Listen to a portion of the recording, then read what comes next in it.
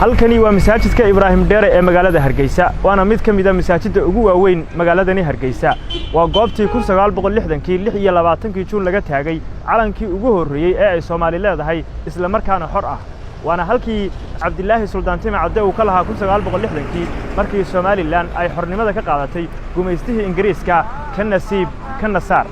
waana goobta abwaano kale oo Soomaaliyeed ay 26 Juun 1960 ka jeediyeen suugaan kala duwan oo ku saabsan halgankii loo soo maray gobonnimadoonka dhulka Somaliland haddaba maxay maalintani uga dhigan tahay dadka reer Somaliland waa kan Professor Ismaaciil Hurre Buubaa oo isagu waqtigaasi ka mid ahaa dadkii goobjooga u ahaa maalintii calansaarka ahayd maalin taariikhi ah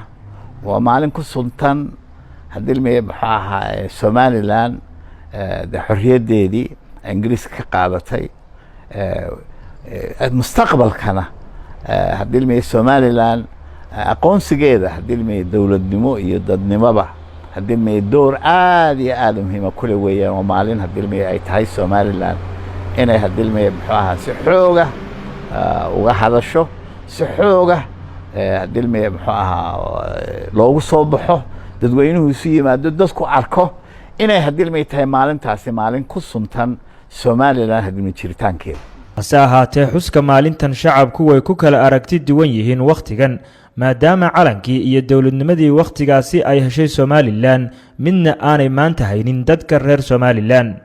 imka waxay noqonaysaa in maalintani markii hore waxay noo ahayd maalin farxad laakiin inay noo aqoonsanayad maalin murugo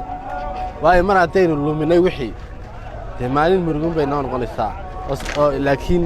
waxaan leeyahay dadku mar haddii aynu Soomaaliya markaynu ku biirnay aynu kala soo noqonay oo ID may aynu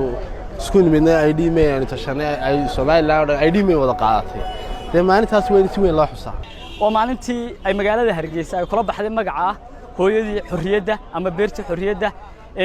suugaanta Soomaaliyeedna in badan ka buuxda waxaan aaminsanahay maalintan inay tahay maalin qiimo leh oo waxa weeye historyga ama taariikhda Somaliland bal muhiim kaga jirta khaladaadka ugu waaweyn ee Somaliland ka dhacay ama Somaliland ahaan aynu galnay waxa kamid ah inaynu ilowna qiimaha maalintan waxaan kamid ahay dhalinyarada aaminsan inay walidoodi ka furan tahay 18 May 26 Juun kala xusayo ama la weyneenayo ka ay tahay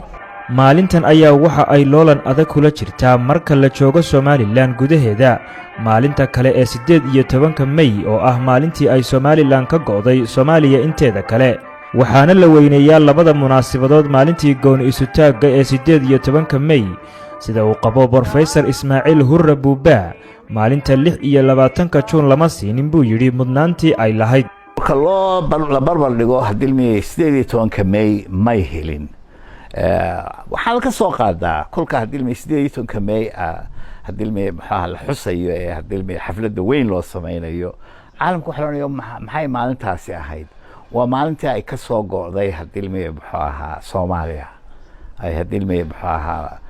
kulka hadilmay laakiin se la arko 26 Juun saa loo arki maayo waxa loo arkay maalintii ay Somaliland istiqlaal ka qaadatay caalamku wuxuu arkayaa kulka sida dawladaha kale ee Afrika ku yaala ee hadilmay maxaa ahaan jiray mustacmarad hadilmay muayyan ah imika laakiin se kulka hadilmay 18 May uun hadilmay Somaliland xusto oo dadku isweydiin maxay ahayd maalintaasi maalintii hadilmay maxay ahayd Somaliland ay Soomaaliya ka soo go'day oo ilaa waxa la waa gooni goosato midna waxay ku suntamaysaa gooni goosato midna waxay ku suntan tahay xorriyad iyo jiritaan wadan si kastaba ha ahaatee 26 Juun waa maalin ku weyn qulubta guud ahaan shacabka Soomaalida ah maadaama ay tahay maalintii ugu horeysay ee dhul Soomaaliyeed uu xornimo ka qaato gumaystihii reer Yurub Khalid Foodhaadhi goobjoog Hargeysa